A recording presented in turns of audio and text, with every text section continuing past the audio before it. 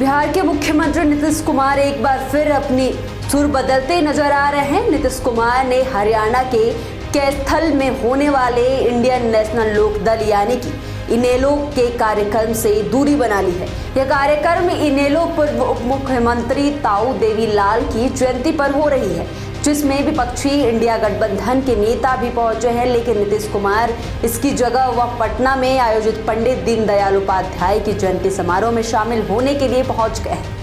उनके इस कदम को सियासत से जोड़कर देखा जा रहा है और इसके कई मायने निकाले जा रहे हैं। नीतीश के इस कदम पर जेडीयू की प्रतिक्रिया भी आई है। जेडीयू प्रवक्ता नीरज कुमार ने कहा कि नीतीश कुमार पुरखों का सम्मान करते हैं। दिलचस्प बात यह है कि नीतीश कुमार ने कैबिनेट की बैठक भी बुलाई है, जबकि बिहार में आमतौर पर कैबिनेट की बैठक मंगलवार को होती है। इससे पहले नीतीश कुमार कल जेडीयू दफ्तर पहुंचे थे, जहां उन्होंने कार्यकर्ताओं से मुलाकात की थी और फिर यहां से वह राबड़ी देवी के आवास चले गए थे। आपको बता दें कि पंडित दीनदयाल उपाध्याय सन 1993 से 1968 तक भारतीय जनसंघ के नेता थे। भाजपा की स्थापना के समय से ही वह इसके वैचारिक मार्गदर्शक और नैतिक प्रेरणा स्रोत रहे हैं। उनकी जयंती पर बीजेपी हर साल बड़े स्तर पर कार्यक्रमों का आयोजन करती रही है। बीजेपी शामिल राज्यों में पंडित दीनदयाल उपाध्याय के नाम पर कई योजनाएं संचालित होती है। कैथल में इंडियन नेशनल लोकदल जो रैली हो रही है, उसमें नीतीश कुमार को भी शामिल होना था। कहा जा रहा है कि नीतीश कुमार इनेलो को इंडिया गठबंधन में शामिल करना चाहते हैं। इनेलो के इस रैली में तेजस्वी यादव, फारूक अब्दुल्ला, उद्धव ठाकरे, अखिलेश यादव, सीताराम येचुरी, पूर्व गवर्नर सत्यपाल मलिक के अलावा अन्य नेताओं के भी शामिल होने की बात कही जा रही है।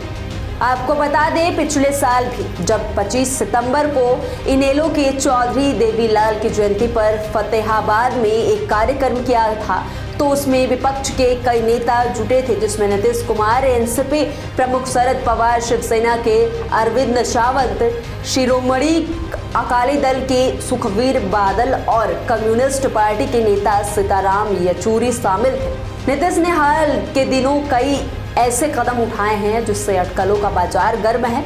G20 सम्मेलन में शामिल होने गए राष्ट्रीय अध्यक्षों के लिए राष्ट्रपति द्रौपदी मुर्मू की ओर से आयोजित डिनर में नीतीश कुमार और प्रधानमंत्री नरेंद्र मोदी से मुलाकात किया और दोनों नेताओं में गर्मजोश देखने को मिला। इसके बाद केंद्र के 15वें वित्त आयोग के वित्तीय वर्ष 2023 से 24 के लिए बिहार को 3,884 करोड़ रुपए की राशि देने की अनुशंसा कर दी गई थी।